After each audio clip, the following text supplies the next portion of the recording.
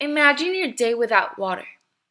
Imagine yourself after a long run with no water to drink or how to shower.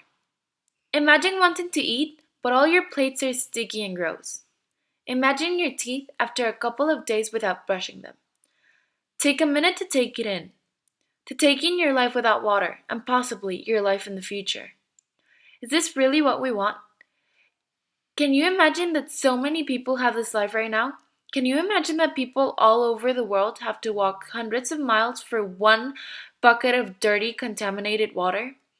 Can you imagine that water is running out and we are the ones to blame? The lack of water and sanitation crisis has been happening for years, decades, and even centuries.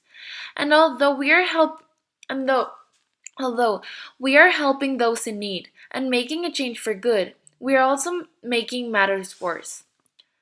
This is a crisis that affects all of us. No matter if you're rich or poor, live in a first world or third world country, life without water is only a few years away. As I investigated about this crisis, I found so many facts, but I noticed that there were three major opinions. Those who said only the good we are doing, those who mentioned all the bad, and those who are suffering with this crisis.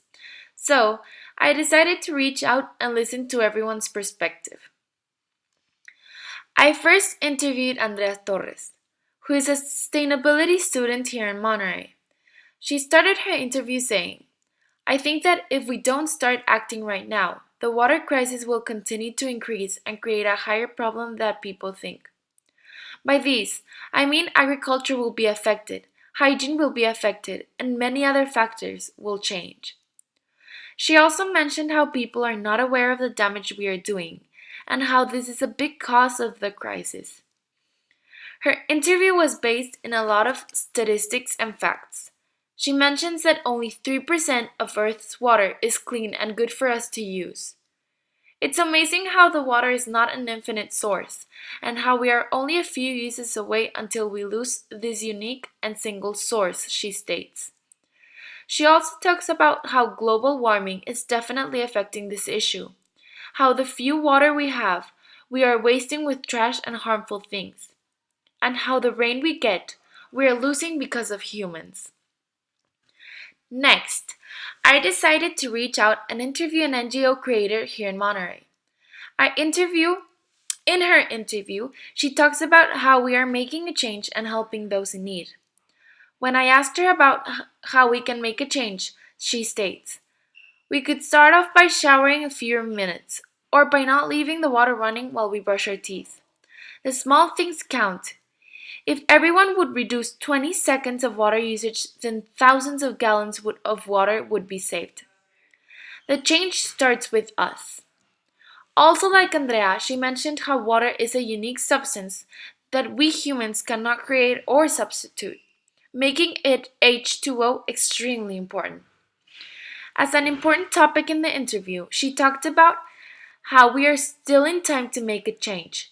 She mentions how water filters could be a solution and how this could change dirty, filthy water into clean one. Last, but most definitely not least, I interviewed a family who this crisis has already struck in their home. This interview was like no other. Gloria's perspective was short but deep. She stated in her interview, saying how in her home it is hard to always have water and sometimes even impossible. When I asked her if the price should increase, so people take in consideration the importance of water, she was struck with fear.